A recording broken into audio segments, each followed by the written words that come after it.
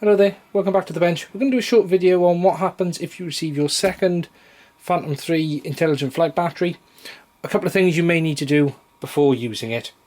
When you get your new battery, it comes in a box just like this from DJI. Open it up, inside is the intelligent flight battery safety guidelines. Now you should have already read this when you had it with the original Phantom 3. Make sure you read it at least twice. In the box comes your second LiPo 3 battery, just like your original. Couple of things to check now before you go fly with it. First thing to check is that it's showing some voltage, so this is how it's coming to me.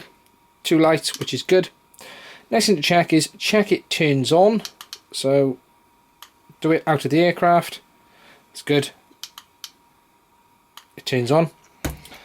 Third thing to do is before you check if you need to do the firmware update on the battery, because your battery also does a firmware update. If you've updated your aircraft, it's possible the battery firmware is older than what the aircraft is, so we also need to update the firmware on the battery. We'll do that in a moment, but before we do that, we're just going to check the cell voltages in the pilot app.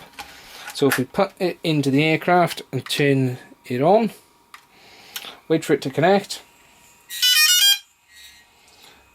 If we then go into the battery settings screen, once it connects to the controller,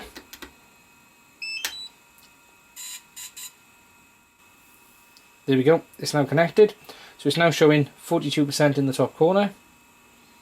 If we open up the battery status, we can see that each cell is showing 3.8 volt, which is perfect. It's showing a battery life of 100%.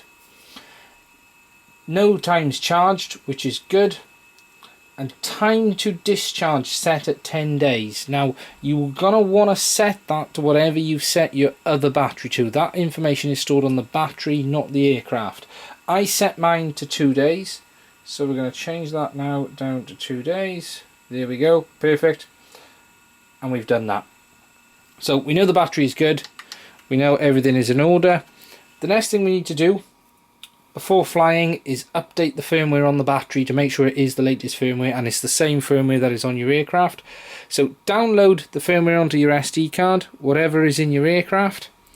Make sure it's the same version, or if it's a newer version, it'll update at the same time. Okay, so what we've done is put the latest firmware on the SD card and put it in the gimbal. The handset is turned off. So what we'll do now is turn the Phantom 3 on. When you turn it on with the SD card in, what it will actually do is look if there's firmware on there. If there is, it will then check each part of the Phantom 3 to see if it needs upgrading. If the battery does need upgrading, it will perform the upgrade procedure and finish. If it doesn't need upgrading, it will just ignore it and carry on. Those tones we just heard there is the boot tone to tell us that it's finished. That's it. The battery didn't need upgrading. If it did, it would have done it.